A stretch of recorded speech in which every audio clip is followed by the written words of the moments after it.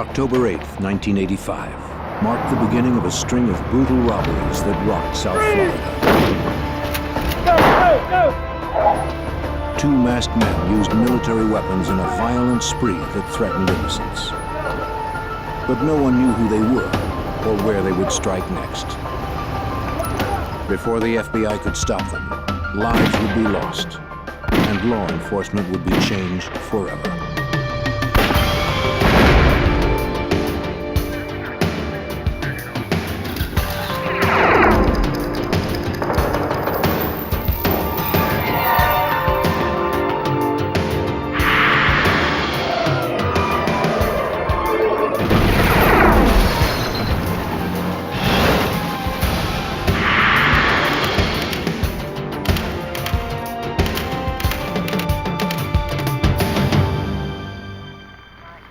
In Miami, a gang of robbers targeted banks and armored cars.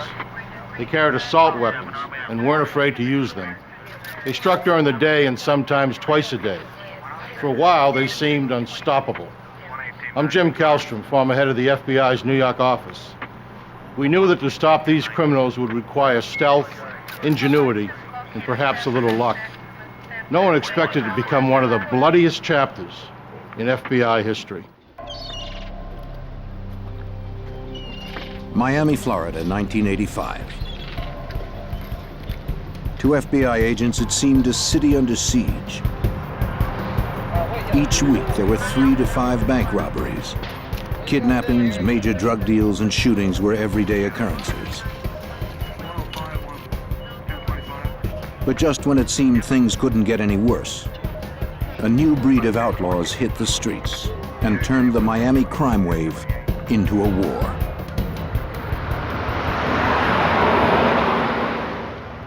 On October 8th, an armored car courier made a scheduled pickup at a steak and ale restaurant. The driver waited for his partner to return, unaware that 2 heavily armed men were also waiting nearby.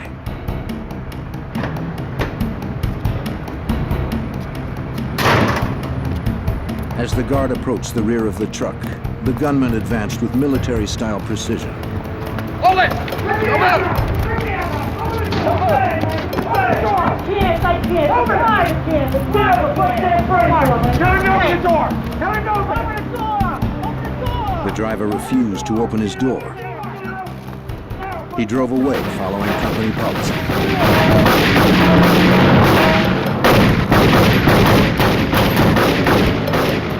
The subjects retreated to a getaway car and attempted to camouflage their escape with a military-issue smoke grenade. The Metro-Dade County Police and the FBI responded to the scene. Robberies of armored cars and banks fall under FBI jurisdiction. The supervisor of the Miami FBI's Violent Crimes Unit was Special Agent Gordon McNeil. There were basically no clues as far as who these individuals were.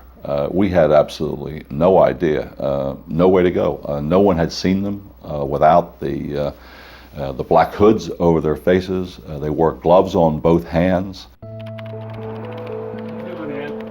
One piece of information witnesses did provide was the license number of the getaway car. Agents tracked the number and learned the car had been stolen a month before. But the lead was a dead end. The robbers had escaped with only $2,800. But their use of military weapons and commando tactics convinced Agent McNeil they would probably strike somewhere in Miami again. But where and when? The answer came just 8 days later. At a busy supermarket on South Dixie Highway, another armored car arrived to make a scheduled pickup. A courier returned to the truck with several money bags filled with cash and receipts.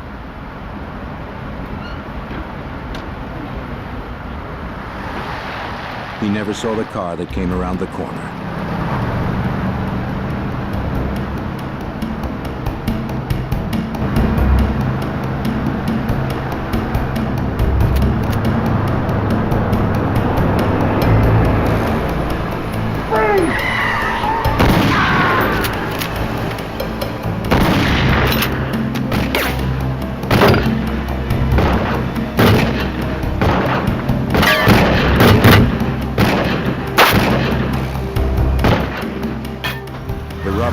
escaped empty-handed. Metro-Dade police and the FBI quickly responded to the alarm.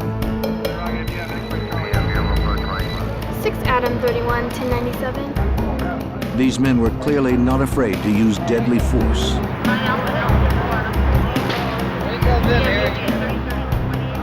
The courier would later die from his injury. While he was taken to the hospital, agents interviewed his partner.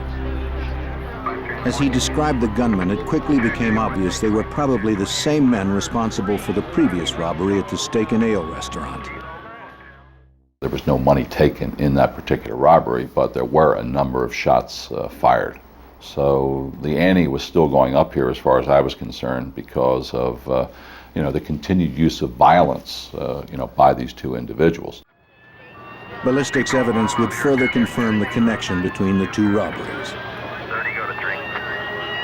Investigators found double-aught buckshot from a 12-gauge shotgun, 45 caliber bullet casings, and 223 shell casings. The 223s seemed most significant. And the identification division of the firearms unit of the FBI laboratory compared those two shell casings and said they were fired from the same weapon. So we definitely had a link now between the Winn-Dixie attempt and the Steak and Ale robbery. Two violent robberies were linked to the same masked gunman, but there were no leads to their identities. Because they had not scored any cash at the Winn-Dixie robbery and so little at the Steak and Ale, investigators were certain they would soon strike again. 2 weeks later, on Friday, November 8th, a third robbery occurred. This time a bank job at the Florida National Bank. As a teller and a guard walked from the main building to the drive-thru, two masked gunmen emerged from a car.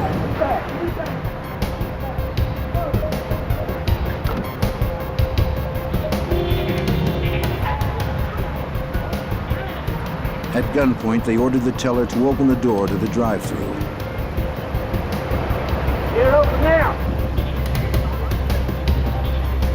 She tried to comply, but there was a problem with the key.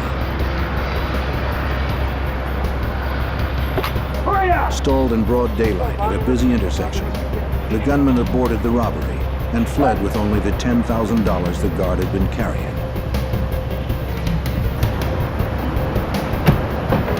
Within minutes, local authorities and the FBI Violent Crimes Unit responded to the scene of the crime.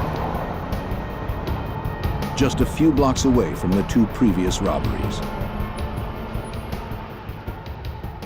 This pattern was starting to develop that all these crimes were happening in this same general area along U.S. Highway number 1. FBI interviews with the bank employees confirmed that the robbers were the same pair who'd hit the armored cars.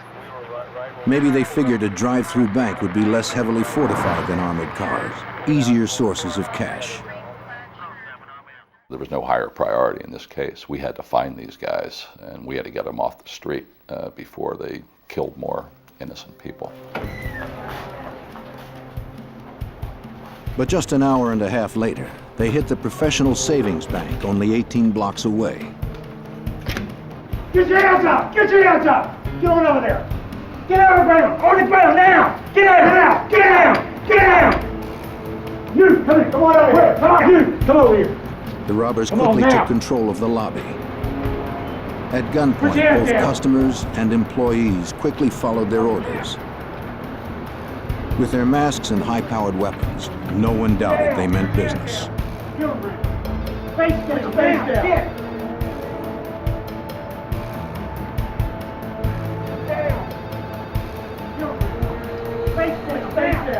This time, they scored big. Stand! They raced off with over $41,000, delivered earlier that day by Wells Fargo. They escaped in yet another getaway car, a Chevy Monte Carlo. Witnesses had little to tell agents. The robbers had entered quickly and forced everyone down on the floor where they couldn't see what was going on. Say to you exactly. Get your hands up. But since the men had actually been inside the bank this time, perhaps the security cameras had captured them on tape. Agents were soon disappointed to learn that the cameras had somehow malfunctioned and nothing had been recorded. It was the fourth robbery in 6 weeks. The heavily armed robbers were looting banks and armored cars in broad daylight. The witnesses in these cases indicated that they felt that these people looked like true professionals. The way they walked, the way they talked, the way they carried the weapons. And I truly believed up until when we finally found out who they were, that we could very easily have been dealing with police officers here or very recent ex-military.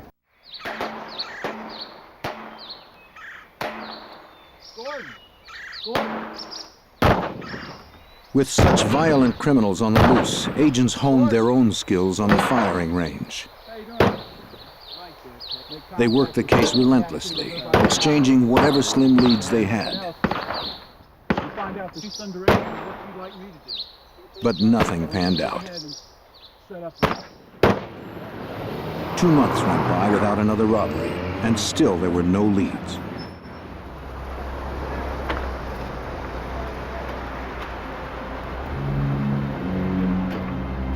On Friday, January 10th, 1986, William Roberts prepared to make a transaction at the Barnett Bank, just as an armored truck was unloading outside.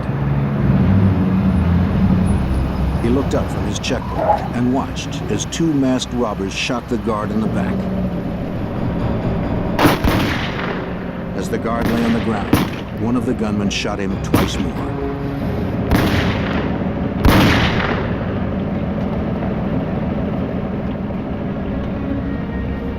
This was the robbers' 5th heist in just 3 months, and another big hit. They fled with $54,000.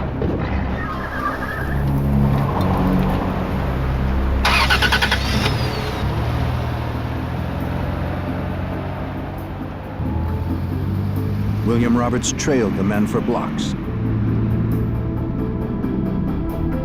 Though he maintained a safe distance, Roberts worried the thieves knew he was following them.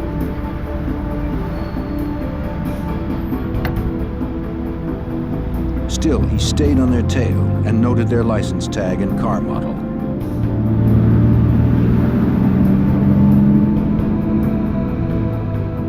He tracked them to a parking lot where they pulled in next to a white pickup truck.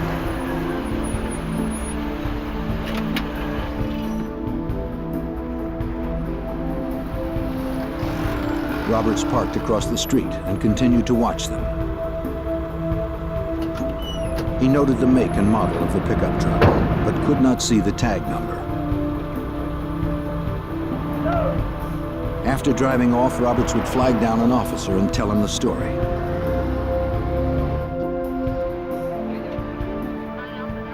The FBI responded to the scene and interviewed bank employees. They found several .223 rounds, later determined to be fired from the same weapon used in the first 2 robberies. Nearby FBI agents examined the getaway car the robbers had left behind. But William Roberts was the star witness. Thanks to Roberts, the FBI had the first big break in a 3-month string of violent robberies. A check on the license tag of the getaway car revealed the car was registered to a man named Aureliano Brielle. Agents prepared to pay him a visit. Since the car had never been reported stolen, they suspected Brielle was involved in the crimes. They dressed for safety.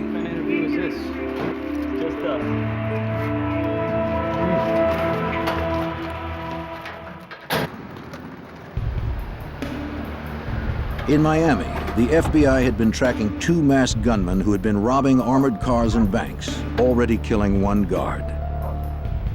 Now agents had located the registered owner of one of the getaway cars.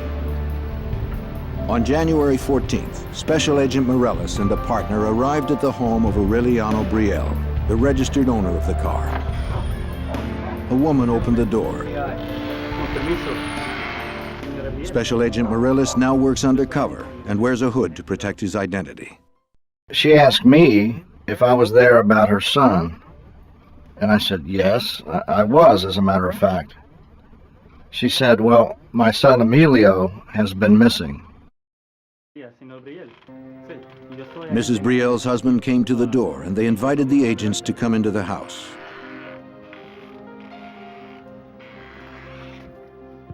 Mr. Brielle explained that his son Emilio had disappeared 3 months ago with the family car, which he borrowed to go target shooting in the Everglades. The Brielles had filed a missing persons report, but heard nothing. They had hoped the agents brought news of their son.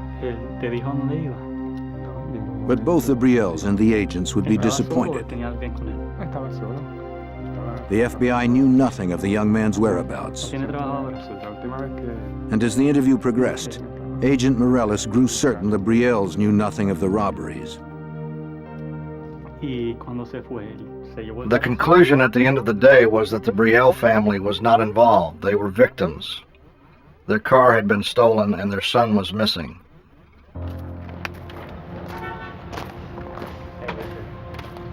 The Metro-Dade Police Department processed the Brielle's car with FBI agents observing. But evidence technicians found no fingerprints or anything else to advance the case. The next 2 months were quiet again, though the robbers remained on the loose. Agents worked other cases as they continued to mine every possible resource for clues.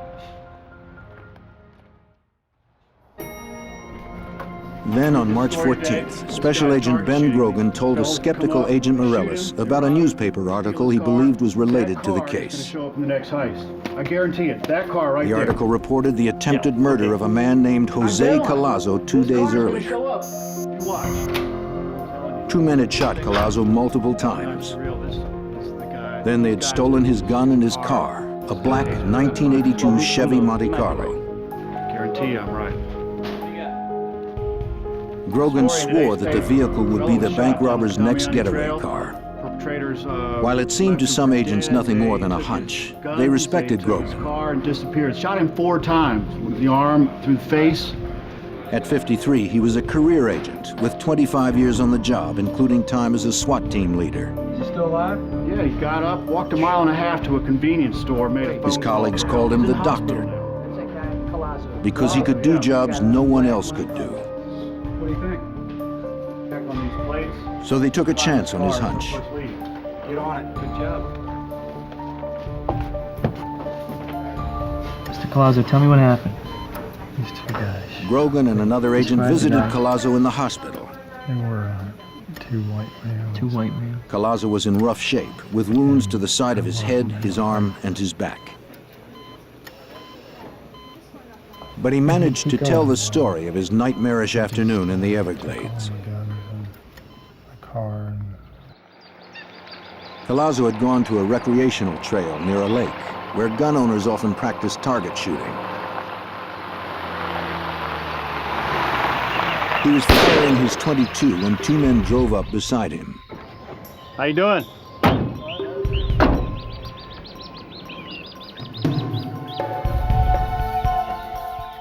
The driver pulled a gun on Collazo, Hold up. Shut up.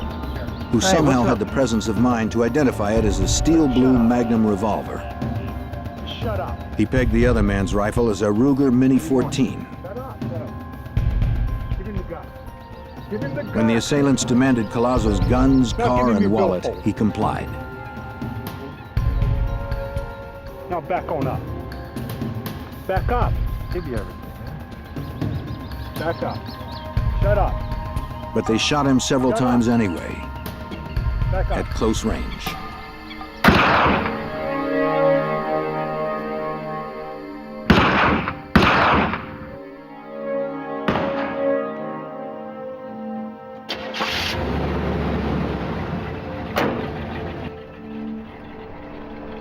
Then they left, taking Collazo's Monte Carlo and their own F-150 pickup truck.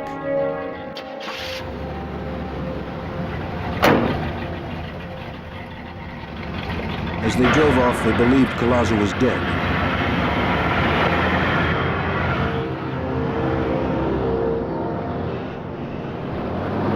He was just waiting until the shooters were gone.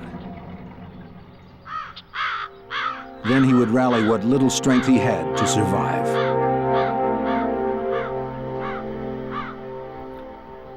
Collazo had to make a decision as to whether he would try to live or just lay down and die.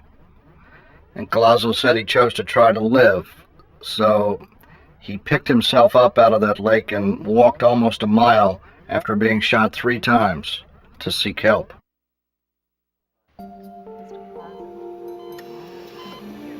Finding Collazo was the best break in the case so far. He provided the single clue no witness until now could offer: a description of the suspects' faces. They had not worn masks when they assaulted him. Using Collazo's description, a Dade County police artist drew composite sketches of his assailants. The drawings would be made into posters with information about the suspects and their crimes, plus the warning that both men were heavily armed and extremely dangerous.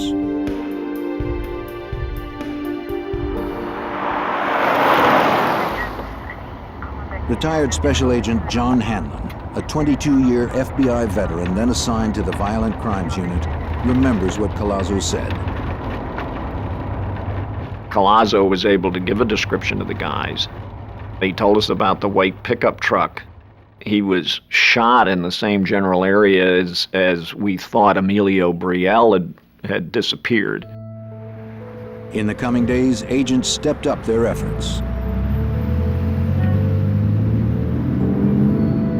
They conducted a grid search of the streets crossing South Dixie Highway in the vicinity of the bank robberies. We got the agents together. After I told them what I had on my mind, they looked at me like I was crazy. But I said, I want you to get down between 88th Street on South Dixie Highway and 185th Street and come up with any license numbers on white Ford F-150 pickup trucks. Something just told me in my gut that perhaps, who knows, we're trying to make our own luck. What is it, 1 million to 1, 10 million to 1? I don't know. But they came back with the license numbers of 10 white Ford F-150 pickup trucks. Computerized checks of the license numbers would reveal the owners' names. Agents would then request driver's license photos from the Department of Motor Vehicles. Perhaps if Collazo saw the photos, he could identify the truck's owner. But in 1986, technology was slow, and before the photos came back from the DMV, the robbers struck again. On Wednesday, March 19th, just 1 week after Collazo's assault. Get your hands up! Get your hands up! Turn around! Get out! Get out! Get down! On the floor! Both of them! Come on out! Get out! The thieves hit another bank on South Dixie Highway. Back up! Get out! Come on! Get out! Give me the bag! Give me the bag! It was their 6th hit in 5 months. Give me the money! Get out! Put your face down! Be quiet! One kept the terrified customers at bay. The other looted money from a teller. Stand, everybody! Go, move! Don't look up! The men escaped with over $8,000 in cash.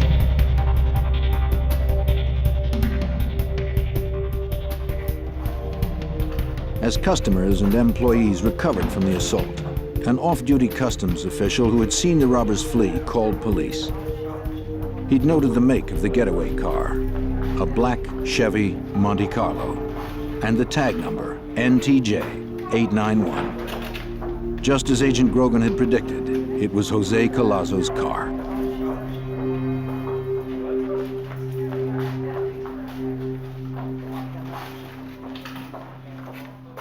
They didn't even change the tag.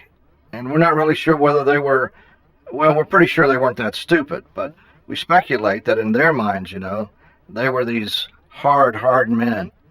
And we think that they were probably just saying, hey, in your face, police, come and get us if you can.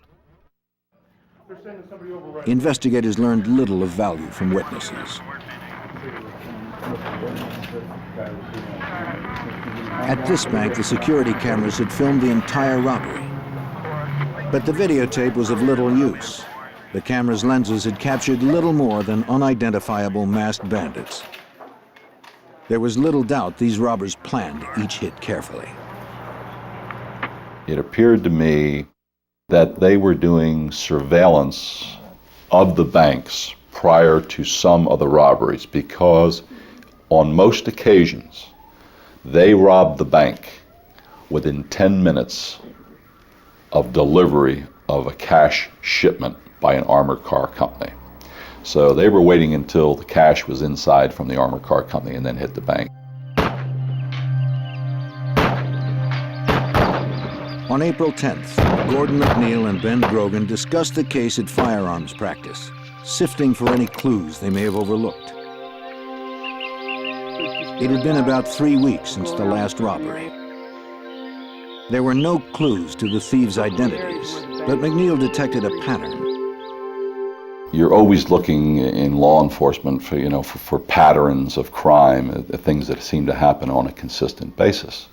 And the only thing that we had gone in these cases was this significant pattern that developed, always on Friday between 9 and 12, hitting the same banks multiple times, always in the same 40 square block area, always along South Dixie Highway. Agents planned a surveillance for the next day. They would fan out to patrol the area where the robbers had struck so often. Hey guys, you got a minute? Yeah. Unit Supervisor Gordon McNeil personally led the operation. Everybody will leave from that location. We just couldn't wait for them to rob another bank. We had to get out there and we had to make our own luck, and maybe we could find them.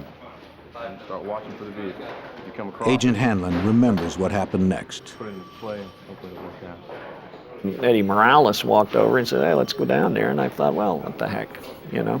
So as a whim, I mean, there was no pressure to go or anything of that kind. I mean, I certainly had enough to do, and I liked Eddie, and I figured, well, we'll go on down there, we'll ride down, and rather cavalierly, and spend some good times with Ed, and we'll take it from there. Many believed it was a long shot, but 14 Miami FBI agents met in a parking lot at 8:45 a.m. on Friday, April 11th, 1986. They would surveil a 53-block grid along South Dixie Highway, where 2 commando-style gunmen had pulled off 3 bank robberies and 3 armored car heists in 6 months. The suspects were described as white men, of medium build, one with a handlebar mustache, both about 30 years old. They were heavily armed and extremely dangerous. They might be driving a black Monte Carlo, license number NTJ 891. After a robbery spree that had lasted 6 months, Miami FBI agents went on the offensive in search of 2 killers, possibly driving a black Monte Carlo. They met to patrol an area where the 2 armed robbers had used military tactics to hit armored cars and banks.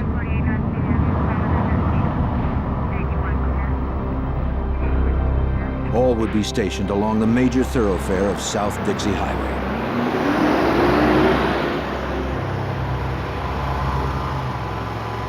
Agents Ben Grogan and Jerry Dove were on their way to stake out the Barnett Bank when the impossible happened.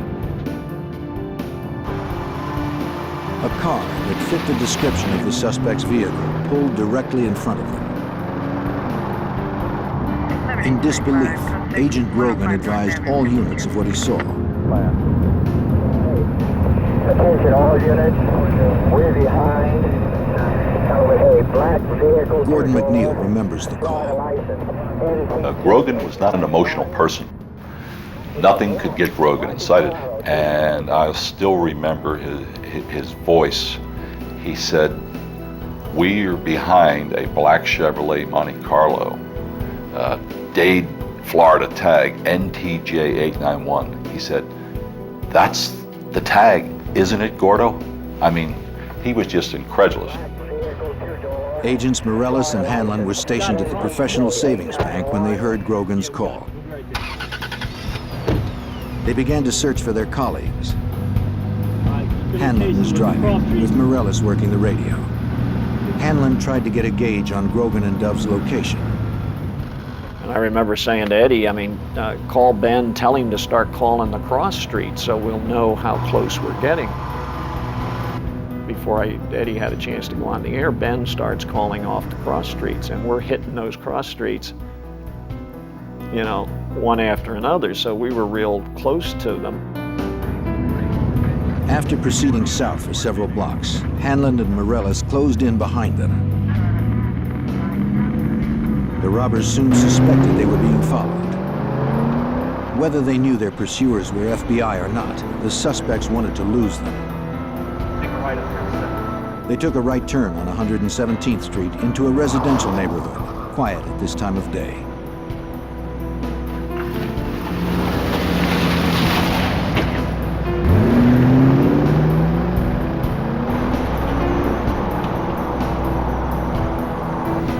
Still following? Still behind us.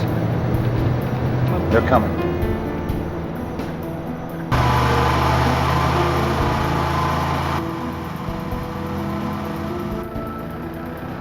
They turned right again, trying to lose the tail.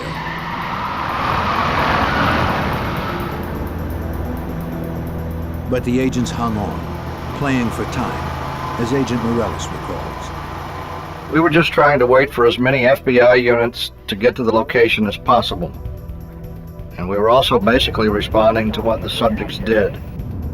They weren't in any hurry. When they turned onto 120th Street, they actually slowed down.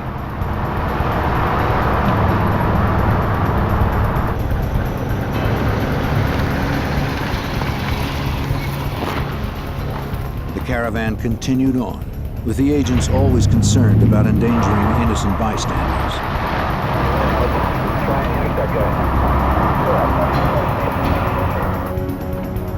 Then the suspects made a left onto 82nd.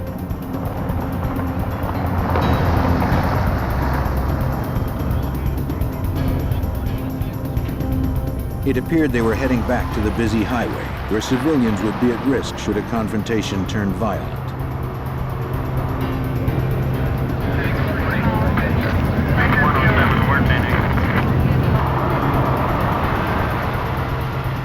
When Grogan saw the silhouette of a long-barreled rifle through the rear window of the subject's vehicle, he knew it was time to act.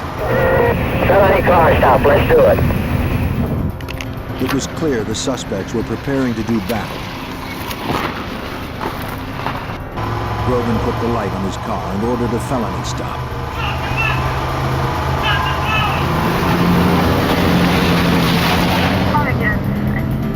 Grogan pulled alongside the suspect's car and ordered them to stop. The suspects ignored the order, and Grogan pulled ahead of them, blocking their escape.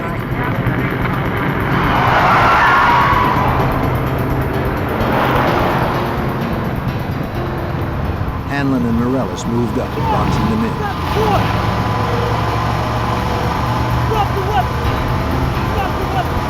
The sight made an indelible impression on veteran agent John Hanlon. And I'll never forget the man's face. I could pick him out today. He looked like your basic Western bad man. He looked very, very determined. It seemed the suspects were as desperate to prevail as the agents who pursued them.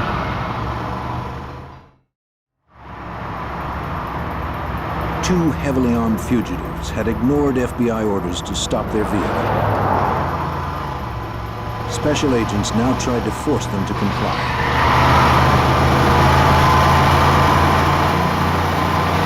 The last to catch up to the group was Agent Richard Manauzi. As he pulled behind the suspect's car, he saw one of the gunmen take aim at Morellis and Hanlon. Manauzi rammed the fugitive's car from behind.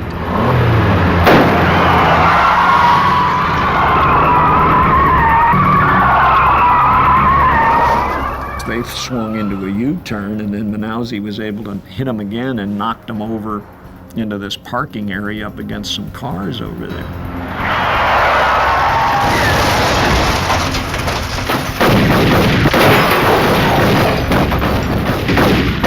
passenger opened fire with a Mini-14 assault rifle. Outgunned, Agent Manalzi crawled to cover. Agent McNeil arrived seconds later, firing at point-blank range.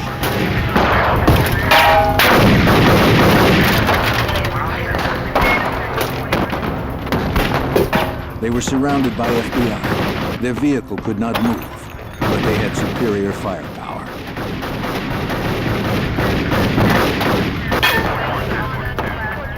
And they refused to surrender.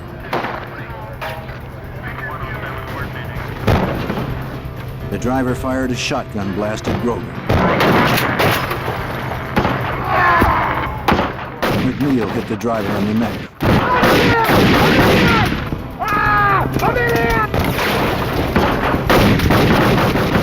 But the semi-automatic kept pumping out the rounds until one finally caught McNeil in the hand. Morellis and Hanlon advanced to cover him. Hanlon's .38 held 5 rounds. The Mini-14 had 30 rounds in each clip.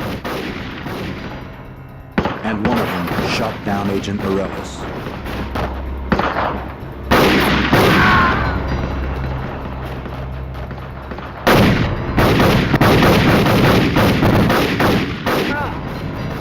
It was all one continuous recollection.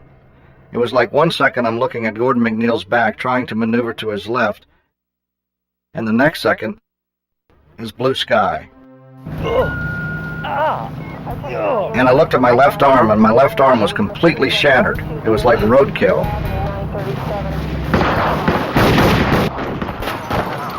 His partner was down, but the shooter kept on firing.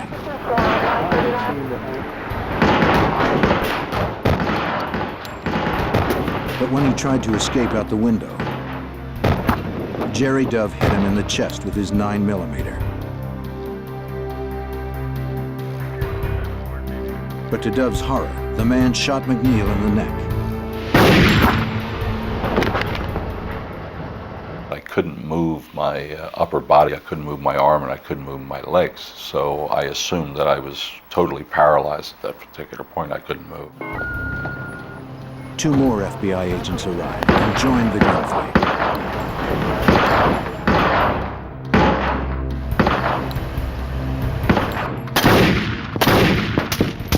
By now, the shooter had been hit 4 times, but he continued to advance and fire.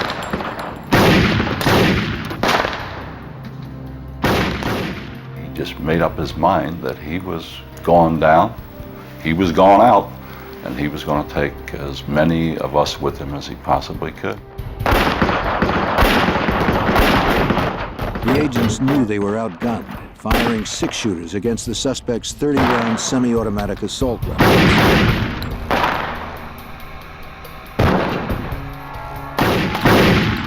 Dove and Grogan were forced to retreat behind their car to reload. Hanlon, too, reloaded. But the shooter kept on coming.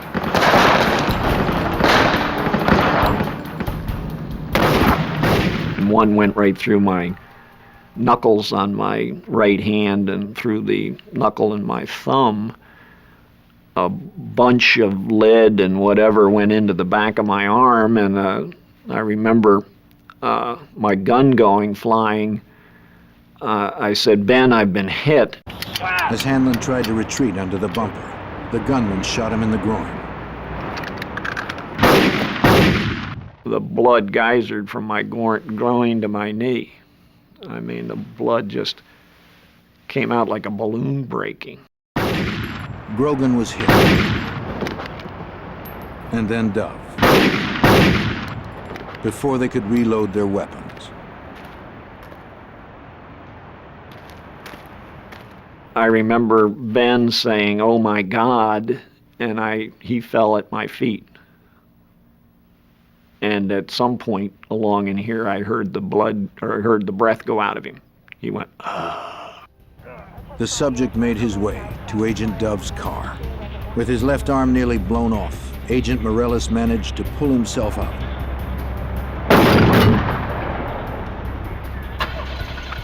The shooter was trying to flee, and Morales had to stop him.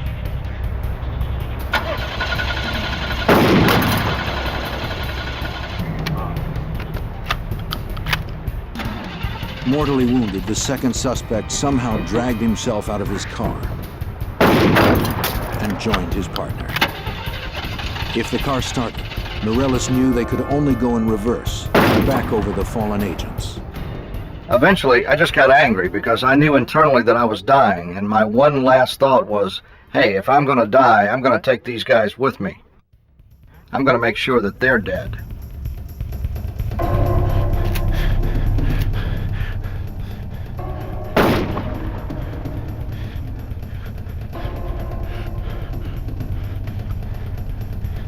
With his shotgun empty, Morales changed to his revolver and staggered forward, firing at the subjects.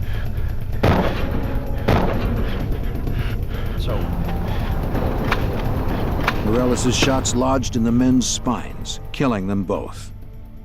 It was a violent end to the lives of two violent men. Just a few minutes after it began, the bloodiest firefight in FBI history ended in tragedy. 2 agents were dead and 5 wounded. 2 suspects, still unidentified, had also been killed. Over here! Hurry up! Hey, let's have a killing me, man! 3314. Agent Jerry Dove lay dead. At the age of 30, he'd earned a law degree and fulfilled his boyhood dream of joining the FBI. He wanted to make a difference and had given his life trying.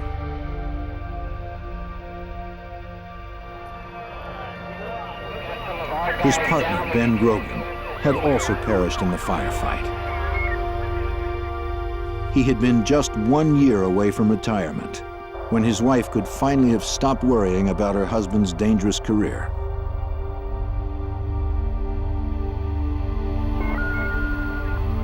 Crime scene technicians arrived at the site. Metro-Dade County Homicide Bureau Sergeant David Rivers was also there.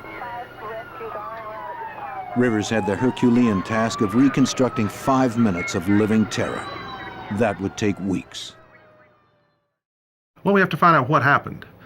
And you do that in various ways. You obviously speak to the agents that were involved, and they can tell you what each one of them did individually. And then part of that is to take those different statements as to what they did individually and match it up with the physical evidence. The wounds on the body, the bullet holes in the cars, where the guns are located, where the cars are located, and to reconstruct it to make sure everything's exactly interpreted properly. Technicians recovered 143 bullets fired from the fugitives' weapons. Questions that had plagued agents for so long were finally being answered. The Ruger Mini 14 rifle used to kill agents Grogan and Dove would match the .223 bullets found at some of the armored car and bank robbery scenes. In fact, the FBI crime lab could now forensically link the killers with several of the earlier heists. And from fingerprints, the agents soon identified the subjects as 32-year-old Michael Lee Platt and 34-year-old William Russell Maddox. But one question remained. What kind of men had wreaked this destruction, and why? Agents could not have been more surprised by what they learned from the killer's friends and neighbors. Instead of outlaws living on the edge, prepared for the ultimate confrontation, Platt and Maddox were known as quiet, family men. Photos showed their families relaxing together. Platt had a wife and 3 children. Maddox was a single dad. They were partners in a landscaping business. But further investigation gave up the lie of their double life. Inside a shed, agents found guns and ammunition, including the .22 Maddox and Platt had stolen from Jose Collazo when they tried to kill him in the Everglades. Agents would also uncover evidence of a bizarre murder pact in which the men may have killed each other's previous wives. No one had been charged in the two cases, but now they would be reopened. Within days, agents would confirm that Maddox and Platt had killed 25-year-old Emilio Brielle in the Everglades. A hiker found Brielle's skeletal remains in the Everglades, not far from where Collazo had been assaulted. Then another tragic footnote surfaced. Thanks a lot. Hey, how did that interview go for you earlier today? Special Agent Steve Warner received a package from the Florida Department of Motor Vehicles. In it was a copy of William Russell Maddox's driver's license. He was the owner of one of the white Ford F-150 pickup trucks agents had located a few weeks before. But there had been a delay in sending the licenses. If they had arrived April 11th or prior to that, Collazo would have been able to positively identify Maddox, and we probably would have been able to arrest Maddox and also Platt, and 2 FBI agents wouldn't have been killed. But that's not the way the luck worked out in this particular case. The FBI investigation revealed that both of the killers had served in the military. Platt had been a Ranger, a member of the Army's elite First Strike Force, which explained the pair's commando tactics, fundamentally different than training received by law enforcement. We don't have an acceptable body count in civilian law enforcement. We're taught one way, and that's defensive type shooting. You take cover, you do not take casualties. And then you look at the way Platt reacted that day. He reacted in a military fashion. He had the heavier weapon.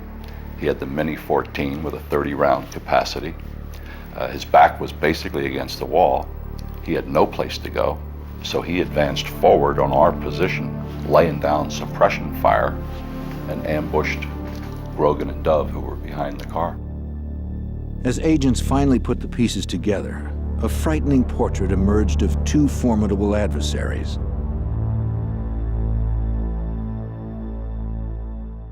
At the end of the shooting, Platt had 11 hits, Maddox had 6 hits.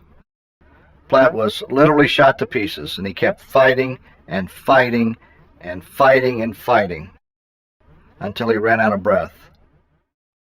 He fought to the last. They were going to die, it's just they weren't dying fast enough.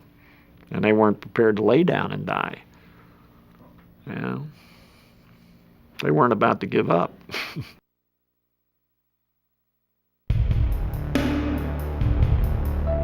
Out of this tragedy came some positive changes that have improved the safety of all in the law enforcement community. Agents and officers now carry more powerful weapons, and their training better prepares them for violent confrontations like the one on April 11, 1986.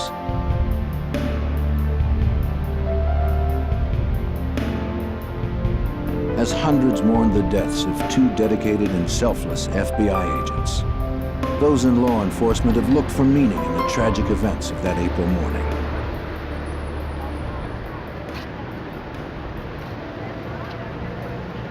Over the years, Gordon McNeil has found some resolution. The story's not Platt and Maddox. It's not important who they were. It's important to recall the courage that was shown by the agents that day, and the FBI. They did their job.